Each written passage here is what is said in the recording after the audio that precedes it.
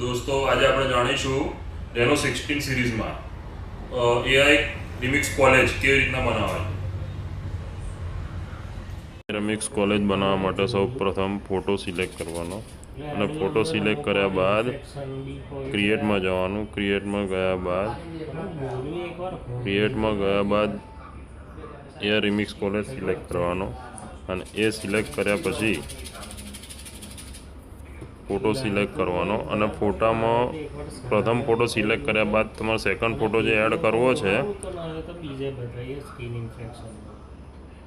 એ second photo select કર્યા પછી done કરવાનો કે કેવી રીતના તમારે સિલેક્ટ કરવો છે.